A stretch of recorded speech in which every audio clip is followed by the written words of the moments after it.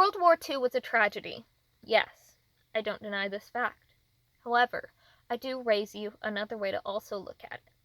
That it was a turning point in history for women gaining the ability to work in everyday life.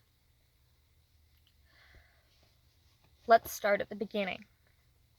In 1939, when World War II broke out, the United States was reluctant to join into the fight. There were many good reasons for this, including the fact that they didn't want to risk United States citizens' lives. However, when Japanese soldiers attacked Pearl Harbor, pulling us into the war, the United States retaliated and began the total war effort. This became a huge overhaul to the system as it was currently running. There was a large influx of young women, teenagers, marrying their sweethearts, and then their husbands would run off to war, leaving them at home to pick up the tasks that the husband normally would have taken over. She quickly had to learn to fix the car, do taxes, clean everything, in addition to all of her tasks that she already would have had to do at home. But these women were persistent. Not only did they do all of this, they took care of everything at home, taking care of their children, but they also became a strong force for the Allies.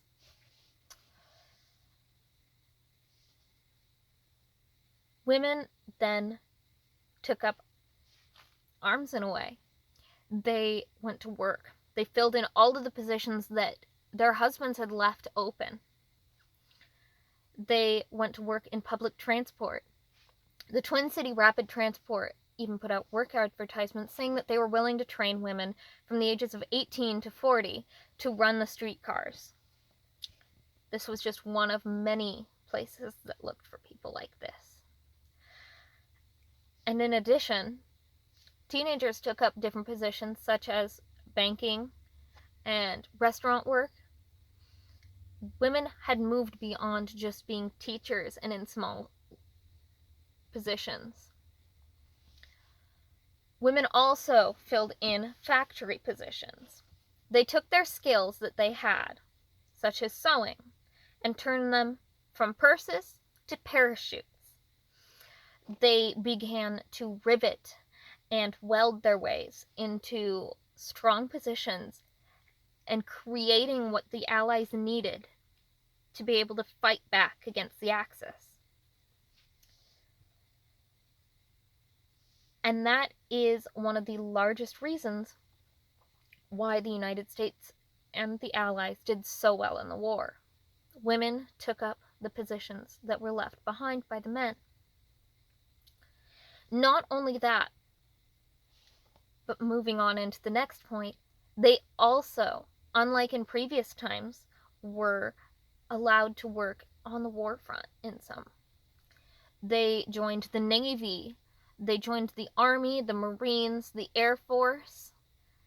They worked in all of these positions, plus the nurses' positions in both the Army and the Navy. And nearly 350,000 women joined these troops. They took clerical jobs, allowing more men to go out and fight. They did things such as driving trucks, repairing airplanes. They worked as lab techs. They rigged parachutes.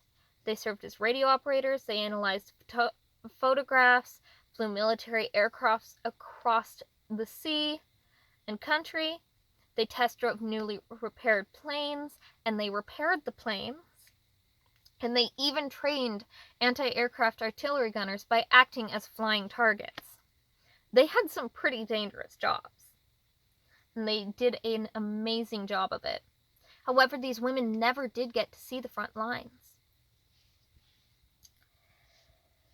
68 American servicewomen were captured as prisoners of war in the Philippines during this time. In the Navy, in the Army Nurse Corps, There were 16 that were killed on the front lines, even though they weren't fighting themselves. It was a direct result of enemy fire. More than 1,600 nurses were decorated for bravery under fire, and 565 WACs in the Pacific Theater won combat decorations. Nurses were in Normandy on D+4. They were there for D-Day, when we won, when the Allies won against the Axis.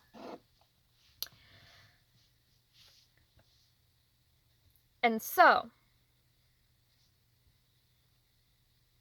at the war's end, even though a majority of the women surveyed wanted to keep their jobs, they found such pride in their jobs. They wanted to stay Rosie the Riveter. Men took back their jobs. The gap that had been seen, such as in the Women in War Industry posters, was no longer there. And so women were again pushed to the back, where they would remain for quite a while.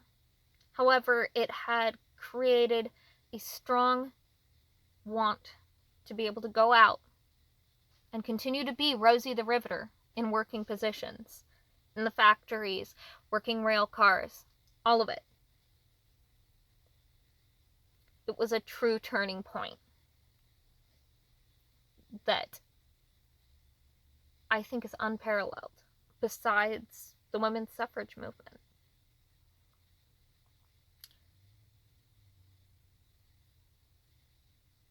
And that's it. Thank you.